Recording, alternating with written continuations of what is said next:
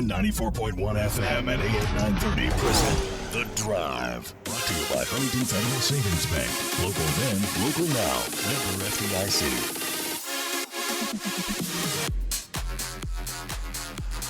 We're coming to you today from the Union Pub and Grill for our usual Monday hangout here. It is The Drive on ESPN 94.1 FM and AM 930, presented by Huntington Federal Savings Bank, and you can join the program this hour by calling us on the Miller Lite phone lines at 877-420-TALK. That's 877-420-8255. Miller Lite, hold true, great taste, only 96 calories. It is the original light beer. And also, you can find me on Twitter. I'm easy to find, at Paul Swann. The show's on Facebook.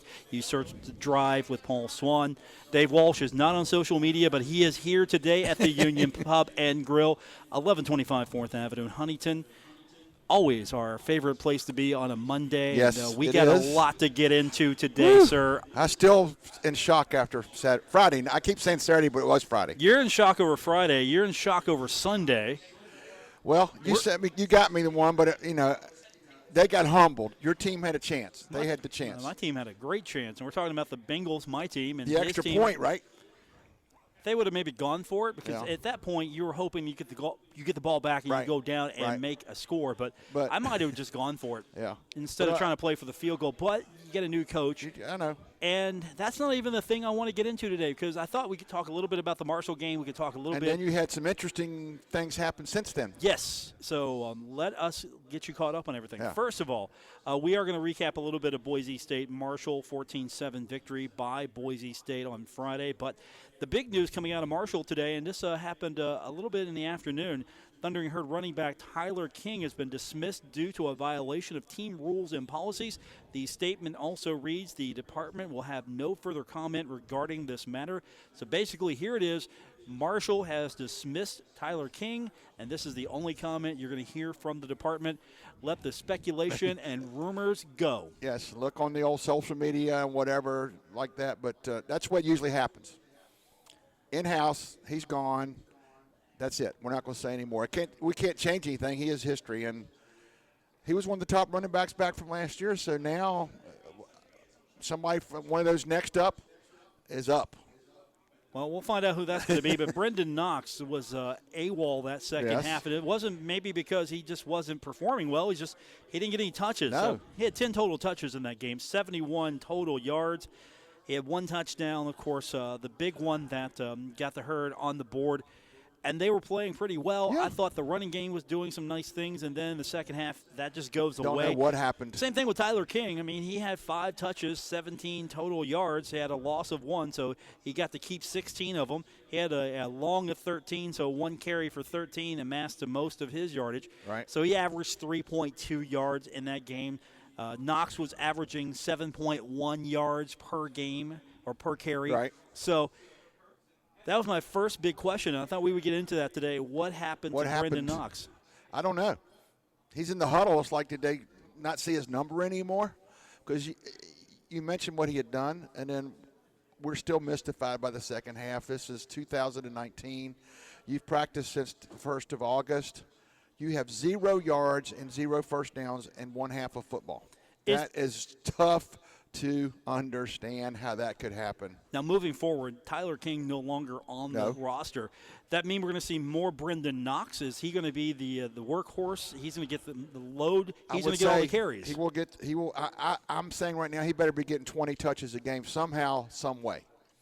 Hand it to him, throw it to him, pitch it to him, do something. Get him some touches because you saw what he can do. But if his ball's not in his hands, he can't do a thing. He can't do a thing. Maybe block for pass protection or something, but he's the kind of guy, Paul, like you said, you've got to get the ball in his hand. He's got to get touches. I'd say easily 20 a game. He's a young man. He can recover from week to week. And I hope you're right on that front, but that's the question. Who's going to be else in that backfield that's going to step up? Where's the Herd mindset right now? That's right. And so anything we say before Doc says is going to be speculation. Until tomorrow, and then come Saturday night, you're just going to hit after Brendan Knox. Who's the next number to go out there? You'll be scurrying the roster to go like, who's this guy? That's the way Brendan Knox came on the board last year. Who is he? And now look where he is. And he's a man now. Yeah. He has got to carry the load running. Too bad we didn't see enough of him on Friday. So the Thundering Herd, they're getting ready for Boise State's after party. I mean, really, it's just basically it's the after party. You try to get over that. You try to get that feeling. Get on a plane, get home. And I think they've shook that off. They're a little disappointed, but they've shook that off for the most part. So Boise State knew that they survived. Yes. They were in a fight and they survived. Everything you read said this is the kind of game, maybe we didn't play our best. Marshall gave us everything they had, and we snuck out with a W. Let's move forward. I mean, their coach gave all the credit to Marshall's defense. He said, hey, they played one whale of a football game. Boise State, when's the last time they scored 14 points in a game? They usually have that after the first 2 possessions. Look, you told me that Marshall held Boise State to 14 points. Yeah, I would tell you that Marshall won the game. Yeah. Well, I would just say you won the game. I would. But, only getting 7, I mean, and their quarterback, 1 touchdown pass, he ran for 1 right before the half. They held him in check pretty good. It's just where did Brendan Knox go and where did the pass attack go? Because that was definitely non-existent Friday night. We'll hear a little bit from Isaiah Green later on, just player interviews for today. Yeah. We'll get a little bit of that. Also, we'll get a little bit from not Coach Solich. No, Tim Album, Ohio Associate Head Coach and Offensive Coordinator, was on the teleconference today for the Mid-American Conference, and they lost to Pitt. A good Pitt team. Or are they a good Pitt team? I don't know. Well, Virginia came the first week, and they got one last week with beating Ohio U, so 1-1. But OU's 1-1, and they're playing for something. The bell. We'll talk about that bell as well. So later on, we'll hear from a few Marshall players about the bell, or at least the rivalry, or lack thereof of rivalry. This is a big game for Herd fans, maybe not so much for players, other than the fact that it's next game. I think really that's where most of their mindset is. The next game up. Yes. So next game up is what their mindset is. Plus, they don't need any extra motivation. They lose a game which many of them felt that they should have won. A few things go their way, or they make some plays, they win that game. So there's going to be a chip on some Herd players' shoulders to go out and try to erase the bad feeling from this. And Ohio's the next team up. So we'll talk about that when we continue. I'll also run down what happened in Conference USA over the weekend, take a look ahead at what's up next for the conference. And, of course, we'll get your phone calls in at 877-420-TALK, 877-420-8255. I'm Paul Swann, Dave Walsh with me as well. We're here today at the Union Pub and Grill, 1125 4th Avenue in Huntington. You can join us for the Monday special. $2 call shots, $1.50 bottles, all Monday long here at the Union Pub and Grill. We got more on the way. It's The Drive, ESPN 94.1 FM and AM 930. Offers. The Drive with Paul Swann on ESPN 94.1 FM and AM 930. Green in the gun on first down, hands it off to Knox right, turns it upfield at the hash mark at the 10, breaks a tackle, he's at the 5, and he's in. It's a 13-yard touchdown run for Brendan Knox, and Marshall draws first blood. 6-0 Thundering Herd with 1 minute and 2 on the clock. That's Steve Cotton with the call. Friday's loss, that was the excitement that got everyone really optimistic. Yeah. You take the early lead. Brendan Knox gets the touchdown, and you're thinking, all right, Herd is going to be able to play with this team, and they did. Unfortunately, just could not get any more offense. That was it. That was your only offensive touchdown of the game. You couldn't get anything else, and you lose a tough one, 14-7, and we're going to hopefully get the bad taste out of our mouths on that one as the Bobcats are coming to town. The Battle of the Bell. Hopefully there will be some more touchdowns, and we'll get to hear some more Steve Cotton highlights next week. But that was the big one. You saw that, you heard that, and you're like, all right, this team is finding ways to get yardage on the ground, and Brendan Knox is going to gash them all day. Exactly. And you're thinking up 7-0, and after a while you have to think their coach is starting to go, wait a minute, why is this team still hanging around? They got the really – a big score right before halftime. That 2 snaps before the score, Marshall almost fell on a fumble. That would have been huge. But 7-7, and they get a quick touchdown start in the third quarter. And after that, it was just if they could get one more, and it didn't happen. Made some big plays, fumble recovery, an interception on a great tip, but they couldn't convert. Could not convert. Mid-American Conference press conference, teleconference today. Every week, the MAC gets the coaches on the phone and lets us ask questions of them, and usually we get Frank Solich. When it's Ohio on the teleconference, it's Coach Solich. No, not today. Instead, we get Tim Album, who is the associate head coach and the offensive coordinator for the Bobcats. So Tim Album knows what he's talking about. He's your offensive coordinator. He's definitely the guy you want to talk to this week when it comes to Marshall. And one of the first questions asked of him after he basically talked about the Bobcats was, what about that Marshall defense? The question was, what's the biggest challenge that Marshall defense represents? Well, to be honest with you, they are going to be they are extremely fast and athletic. They're not as big as Pittsburgh, but that we just got done playing Saturday. They don't have, as far as just the weight goes, but they are faster than Pittsburgh. There's not any question in my mind. Just, I got a chance to watch the Boise game on TV a little bit, Friday night, and then we've been studying the first two.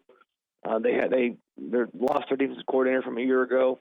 Got moved up went on to Memphis, I think is what it was, and they hired from within and have a co-coordinator there. They hired from the outside, but there's a lot of similarities from last year's scheme to this year's scheme. It's not exactly, but there's a lot of similarities. They got a different guy calling it. I think they've got a special D lineman in '94.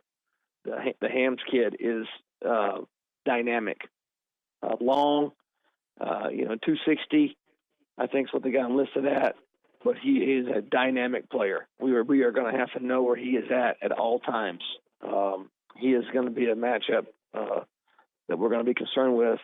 And then number 4, the Beckett linebacker kid can run. I know it's listed at 5'10", 209, but he plays he is phenomenally great in space. He gave Boise fits. They couldn't block him. They did not get him blocked. They're running a stretch zone away from the kid, and he is turning the back, making the back cut back before he gets to his fourth step. The dude is just can move. And then I think they return one of the field, maybe their field corner, number 3, and then their boundary safety. They do have a nice package with him. They use him in pressure. They ask him to blitz. He is long, athletic, and is going to have to be, our quarterback Nathan's going to have to know where he's at in the protections. So just from a defensive standpoint, not as big as Pitt, but extremely fast, and we're going to have to establish the line of scrimmage and give Nathan opportunities to do some play action stuff. We're not going to be able to just drop back and throw, just zing it around on these guys because they can get after the quarterback.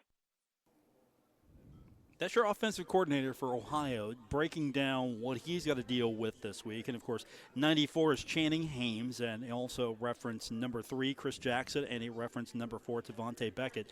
So those are 3 men that have got his attention right off the bat. They do. The biggest thing that I took from that one was he said, hey, they might not be the biggest team we'll play, but they are fast. They are fast. Boise went to block somebody. Guess what? He wasn't there. He was turning a play back inside. So Ohio U has got to account for Marshall's speed on defense. Got to account for that speed on defense. When they go to get somebody, they got to get them because if they miss them, they're going to find the football, run it down, and make plays. And he knows that.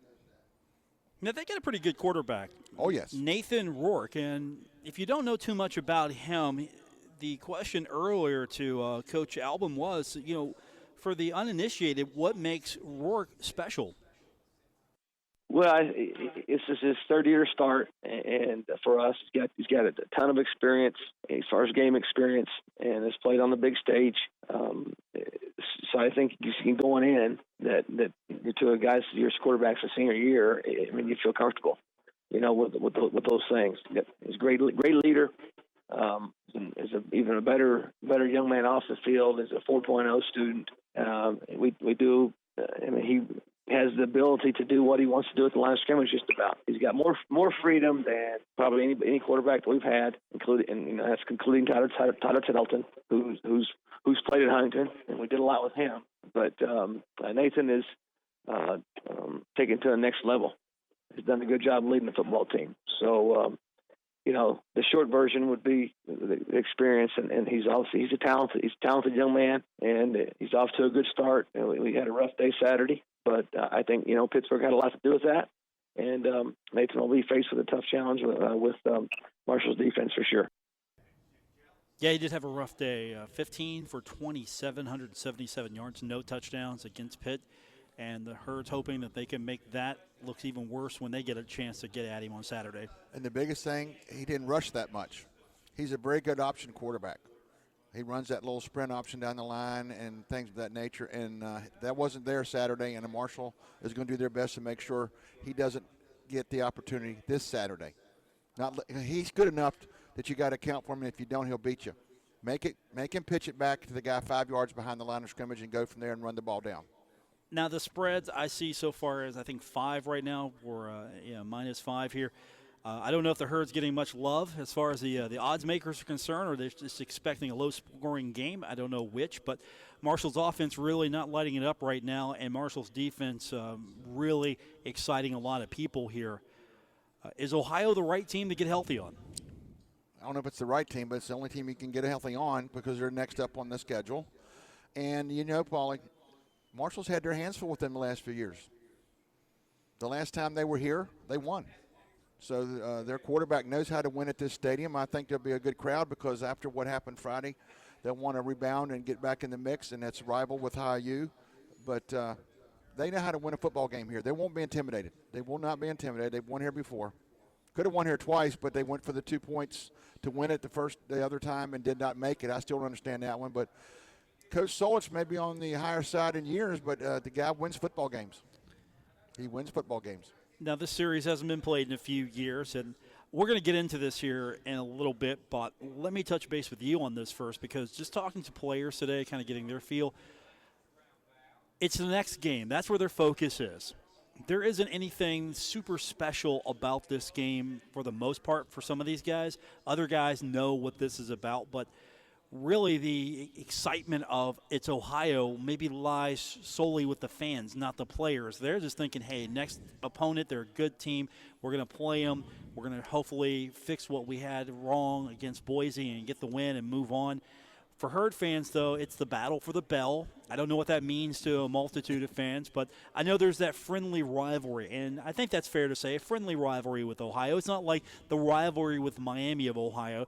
At least at Ohio, you can have friends, relatives, and you can have, you can go and hang out and have dinner with an Ohio fan, and there won't be any problems. Mm-hmm. That's a rivalry it is. Yeah, it will be intense.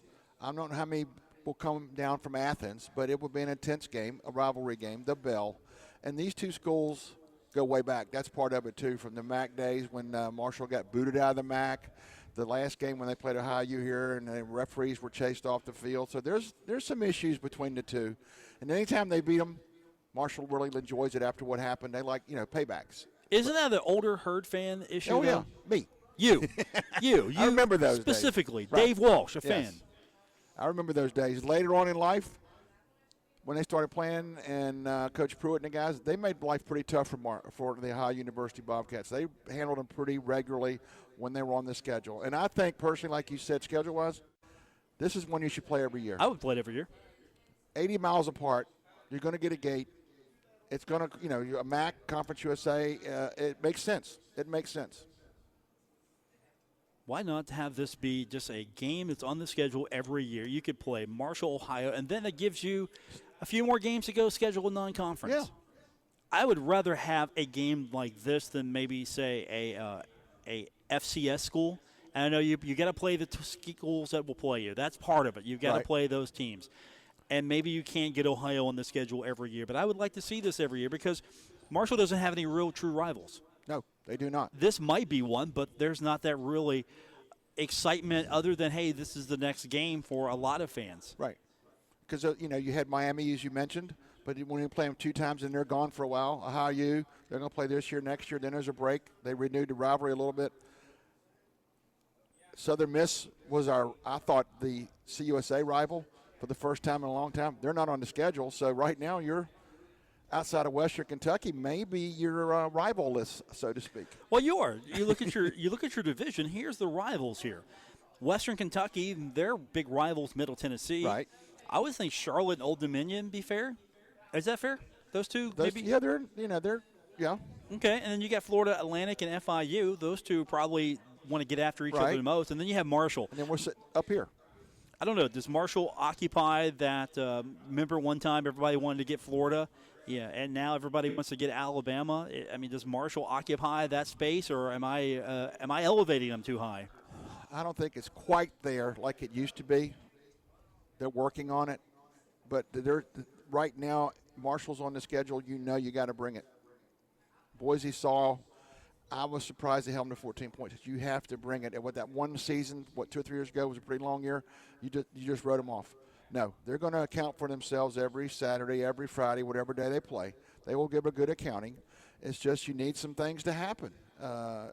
You can always say they made one more play than we did. But when you go a whole half, that doesn't work. I'm sure Coach Holliday, Coach Cramsey are putting the midnight oil on extra burners or whatever to find a way to come up with something that's going to click when the Bobcats roll in. Well, defensively, they seem to have everything in place. Offensively, still questions. VMI was not a true indicator, and maybe Boise's not a true indicator as well because, again, they did that kind of stuff to Florida State, so this isn't the first time. Plus, you go into a hostile environment. That's a place that they don't lose. They do not lose at home very often on that blue turf. They do not. Their home field advantage is pretty much almost like what Marshall's used to be. Right. It's a tough place to play. And, it's one of those games when you're the visitor, you kind of take the crowd out a little bit after that first half. You get the touchdown, they get a little uneasy. You let them get in a little bit with the touchdown before halftime, and then you have a chance to get over the top a little bit with that quick score in the third quarter. But for the most part, Marshall kept the crowd out of the game. They did everything you need to do to give yourself a chance to win in the fourth quarter. When we continue, today was an opportunity to catch up with a few of the players, get their thoughts on the upcoming game with Ohio. We'll hear from them later on. We'll take time for your phone calls. We're coming to you today from the Union Pub and Grill. This is where we hang out every Monday. That's right. You can join us now at 1125 4th Avenue in Huntington. We've got the Monday special, $2 call shots, $1.50 bottles. It's every Monday here at the Union Pub and Grill. We've got more on the way. It's The Drive on ESPN 94.1 FM and AM 930, presented by Huntington Federal Savings Bank.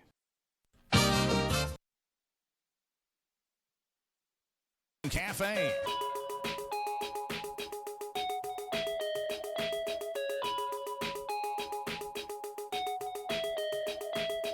This is The Drive with Paul Swann on ESPN 94.1 FM and AM 930. Presented by Huntington Federal Savings Bank. We are here today at the Union Pub and Grill, 1125 4th Avenue, Huntington. You can always join us on Mondays here at the Union Pub and Grill and take advantage of the drink specials.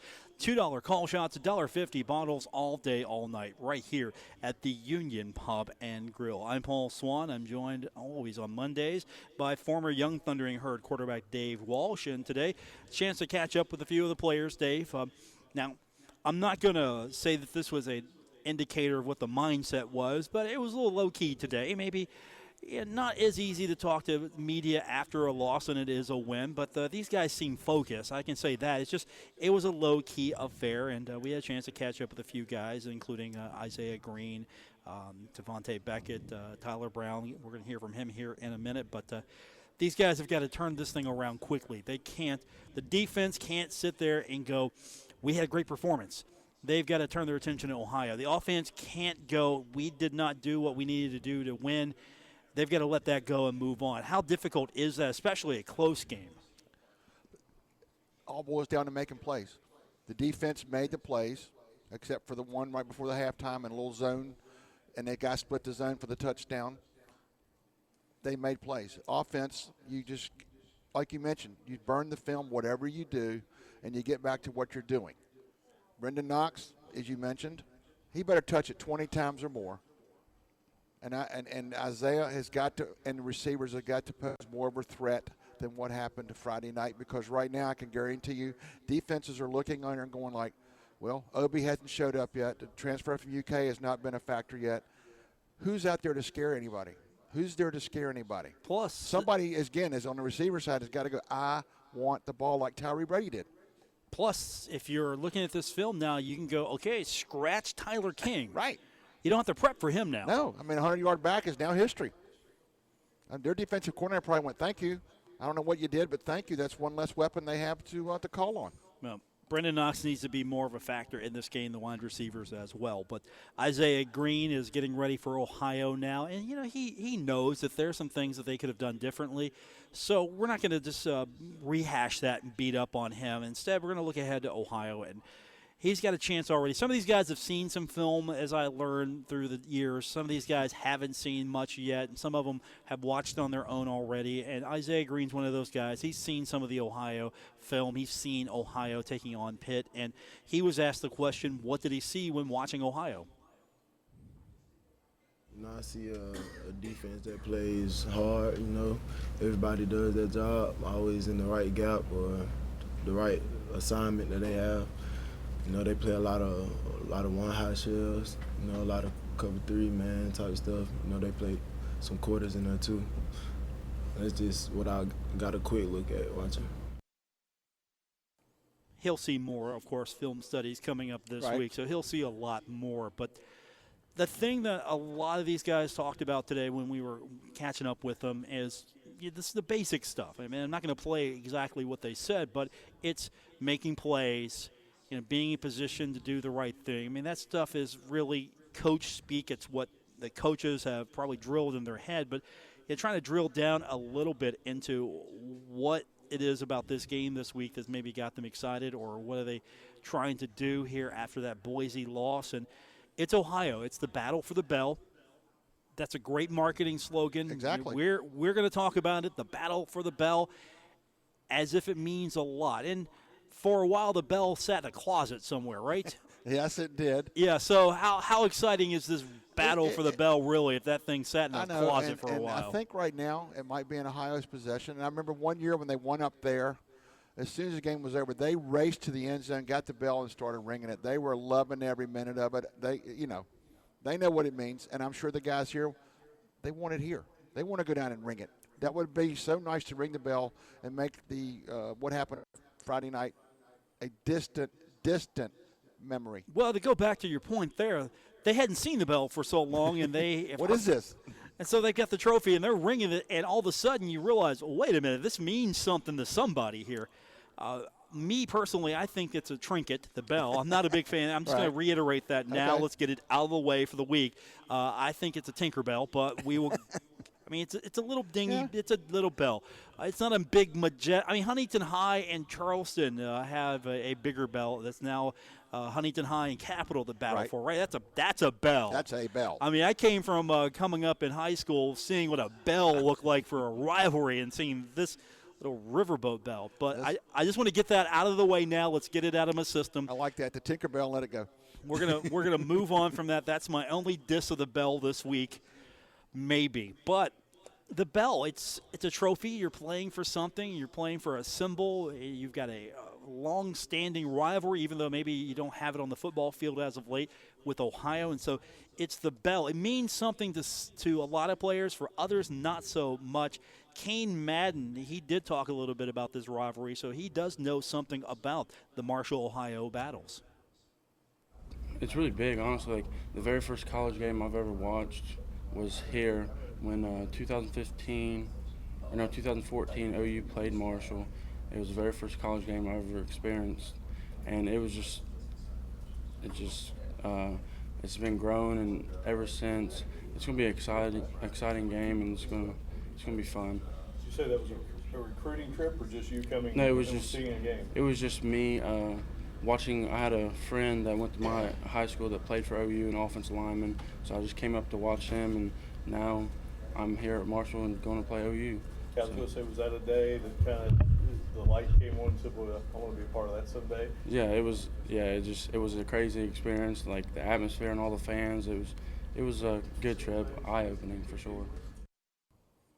So he knows something about the bell. Not everyone does, though. He came, like he said, 2014 or something. He got a picture of it. The schools are like 81 miles apart. They play in almost everything. So there's a rivalry there. They like each other, but they don't like each other come Saturday night. Frank Solich is on the older side, but the guy can still coach, and Doc has got to find a way to energize this group of gentlemen to come out Friday, Saturday night and make up for what happened, because that was not the Marshall team we thought we would see out there at Boise. Another guy that's actually excited for this game is Tyler Brown. He talks about playing Ohio. Remember, he comes into this game, he's a linebacker. He's not a quarterback anymore. No. I don't know, last time Ohio played here, I was still in high school, and I was in the stands as a fan, so that's pretty cool. Then I was playing quarterback. I never thought I'd be playing linebacker, playing Ohio 5 years later down the road, so it's kind of crazy how stuff happens. But I just remember it being a physical game, just a tough game. It was a 4-quarter game, which is what it's going to probably come down to this weekend. So he has an understanding. This thing is not going to be a blowout. Ohio's not going to come in here roll over. No, they're not. They had a tough time at Pitt, but they survived. Their quarterback, who I think was a little under weather, they said he'll be back more so at full strength than he was against the Panthers. They know the headaches he can cause. Got to slow him down, got to disrupt him, and Isaiah and the guys have got to find a comfort zone, because last week there was no comfort zone.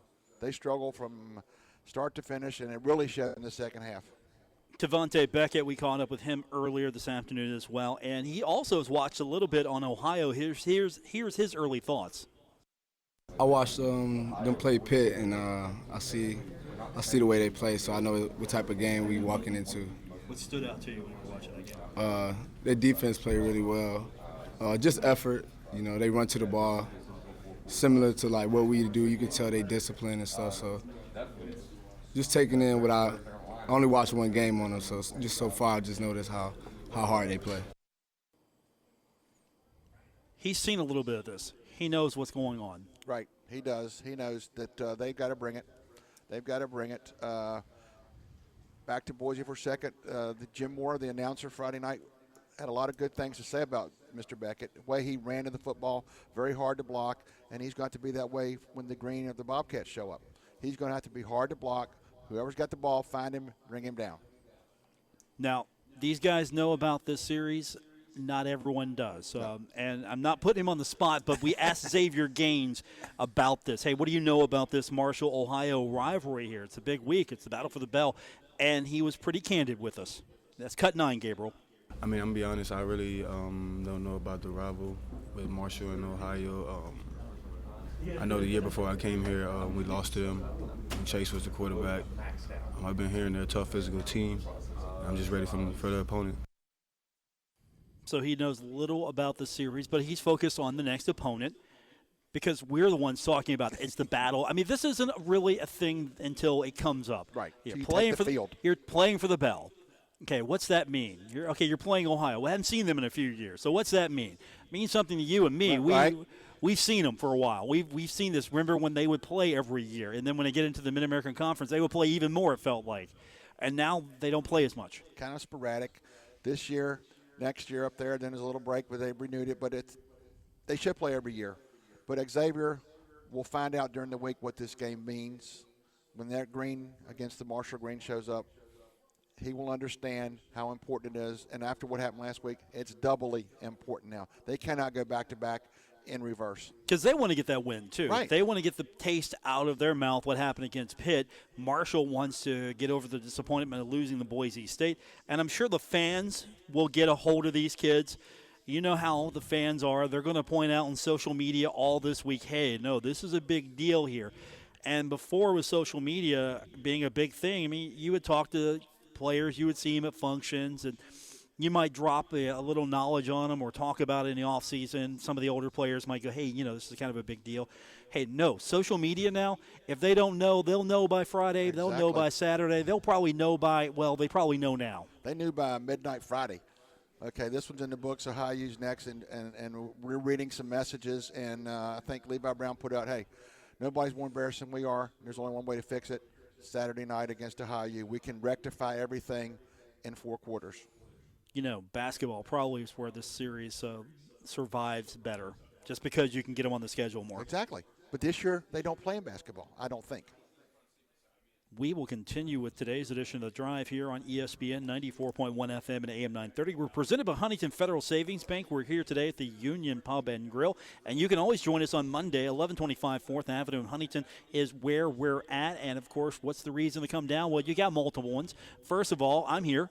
Dave Walsh is here. Also, you've got the Monday special. You got $2 call shots. You got $1.50 bottles, and you can get that every Monday here at the Union Pub and Grill. We got more on the way. It's The Drive, ESPN 94.1 FM and AM 930. Don't worry. Paul Swann has the wheel on The Drive, ESPN 94.1 FM and AM 930. We're coming to you today from the Union Pub and Grill, 1125 4th Avenue in Huntington. It is The Drive on ESPN 94.1 FM and AM 930. Presented by Huntington Federal Savings Bank. Paul Swann and Dave Walsh with you for our Monday conversation.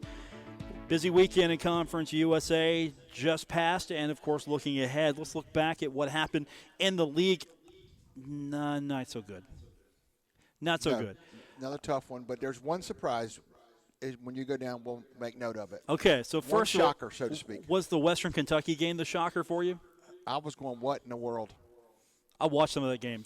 It was terrible to watch. It was I'm serious. It was painful to watch. Yeah.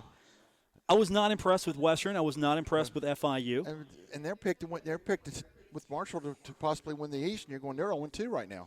If FIU's the contender to Marshall, and let's put it this way, if Marshall loses this East Division, I'm going to say it again, we got a problem. Yes. We got a problem. Yes. Because, I mean, you're very objective, but you're going like, dude, this is hard to watch. I have to turn the channel. I had to actually go find the game. I'm serious. Okay. I had to go search it out, so I want to watch it. Louisiana Tech got the win over Grambling 20-14, so no surprise there. Middle Tennessee got the win over Tennessee State 45-26. Again, no surprise there.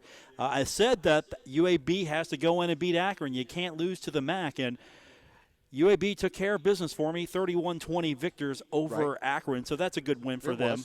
I mean, that's a program you better watch out for. North Texas might be the heir apparent in the West, but UAB is going to have something to say about it. And they play each other down the road, but that was on television on one of the networks we could find, and UAB came into town and got the job done at Akron. UCF, 17th-ranked UCF, got the easy win over Florida Atlantic, 48-14. So the lane train has fallen apart. What's going on down there? And we talked about the no quarterbacks at UCF. They had another guy play quarterback. The guy who played last week, they didn't play him. They put another guy in. Didn't matter. 40-some points, and the lane train has been it's off the tracks right now, big time. So if the lane train's off the track, how about Charlotte? How's that wagon rolling? Well, Appalachian State and Charlotte, you know where all the Marshall offense went? It probably went to this game. Appalachian State defeated Charlotte 56-41 in the no-defense game. That was the Big 12 wannabes because that's the way it usually goes. Charlotte 41, but Appy, that was fun to watch if you're into watching offense. The 10-3 game, no. 56-41, I'm entertained. And the home team won. North Texas, your West Division heir apparent, had some problem with SMU. They lose that one 49-27. Back to the drawing board for them. That was one of those SMU on the in the AAC, and here's your flagship in the West. Got thumped. Old Dominion, I think a valiant effort against Virginia Tech, and of course they fall to Virginia Tech 31-17, so no repeat there. But still, Old Dominion, I give them credit. They were in that contest. The score is close. It's respectable. You don't want to talk in terms of respectable losses, but here it is. They're not big on moral victories, but it's people envisioned something going crazy after what happened last year. Old Dominion played with them, and right now there's a little, I won't say dissension in Blacksburg, but that's not what they're used to seeing when Justin came to town. This is not what they thought they would be seeing. No, and then Baylor just handles UTSA 63-14. Nothing to see here. Move along. And then Texas Tech handles UTEP 38-3. Again, nothing to see here. Move along. Paycheck day. What was a little bit more exciting to see was Rice has a little offense, but they fall to Wake Forest 41-21. I was hoping that Rice would give them a little bit more of a game there. They did for a while, but you could just see slowly but surely the game turning, and they just went off and left them. So Saturday has a full slate of Conference USA action. We've got Florida Atlantic at Ball State. That's I don't know if that's a winnable game now. The way they're playing right now, I don't know either. Now, I'm also going to say Army beats UTSA because I'm high on Army this year. Dude, that's 2 years in a row. They had Oklahoma beat, let it get away. They had Michigan beat and let it get away. So don't admit that the Black Knights are tough. They are tough. And now here's a game where I think Louisville should be favored a little bit more, but Louisville's taking on Western Kentucky. This game's going to be in Nashville. It's going to be broadcast on Stadium. But Louisville, Western Kentucky, that should be an interesting game to say the least. I would have to favor Louisville in this one. Would have to be favoring them, but at the same time, Western major shot in the arm after what they did last week in a league game. They're sitting at the top of the division right now, and it's a rival game. Western, Louisville. I guess 65, they'll get there, and we'll see what happens. But Louisville should get them, but we thought that last week, and then Western said not so fast. North Texas at California. That's on the Pac-12 network. You look shocked. We can get that one. You might be able to get it. Is that 10:30 our time? Probably. Still, North Texas was the team everyone's talking about. Hey, if there's a Conference USA Group of 5 team here it is. Here's North Texas. Here's your chance. Not so fast. Not so fast. And then you've got Louisiana Tech at Bowling Green. La Tech. Bowling Green has kind of gone down a little bit as well. Not been as good as since Urban's been there, right? No. Massachusetts at Charlotte. I'm going to have to actually take Charlotte in this one. Poor Mass. Independent, travel, and it's tough on them. And then you've got Southern Miss at Troy. If Troy wins this, it's, again, going to be a blow to Conference USA, but Troy's not a bad team. No. The coach is gone, but they still have the tradition there. Yeah. New Hampshire to FIU. This would be a winnable game for FIU. Should be. Duke at Middle Tennessee, and I don't know who to take here, so I'll take Duke. You should take Duke, but you never know. Middle might be one of those things like this is their chance to make a statement with the Power 5 in town, so we'll see what happens. But Duke should have the weapons, although they're coming off a tough loss last week. Then I take Texas at Rice. I take Texas every day. Texas in a heartbeat. They have a chance to make up big time for what happened last week. Volleyball action over the weekend. Hey, they go to the Georgetown Invitational, sweep that thing, and then Sierra DeBell named Conference USA Co-Offensive Player of the Week, so that came out today. Yeah. I mean, she was amazing. The Thundering Herd all of a sudden coming out and sweeping a tournament. Ari Agnes. She's doing the job. She looked good in the first tournament because they're road warriors right now. They look good. They didn't win every game, but they were in every match. Right. And then they come back the next week, sweep the Georgetown tournament. I'm good. Yes, and I think they're due to hit the road again, aren't they? They're going to be on the road forever. Road warrior, like you said. I'm serious. They're just playing every game on the road. They'll come back home and maybe play a couple of conference games at home. I don't know. Yeah. I think Ari likes that. Yes. So that's good, though. Yeah. You get a Conference Co-Offensive Player of the Week in volleyball. No nods for Player of the Week in football. Not off of that performance. No, you get quarterback Tyler Johnson III, the quarterback for UAB, gets the Offensive Player of the Week. Middle Tennessee junior Reed Blankenship, the Defensive Player of the Week. He had 9 tackles and a pair of interceptions with the win over Tennessee State. Special Teams Player of the Week goes to kicker Corey Munson from Western Kentucky. He made the difference. Yeah. He made the difference. Pair of field goals and scored 8 of the Hilltoppers' 20 points in the win. So you get 8 of the 20. You're the player of the week on the team, and you're the special teams player of the week in the league. Yes. And that's going to do it for this edition. Back tomorrow. We'll do it all over again.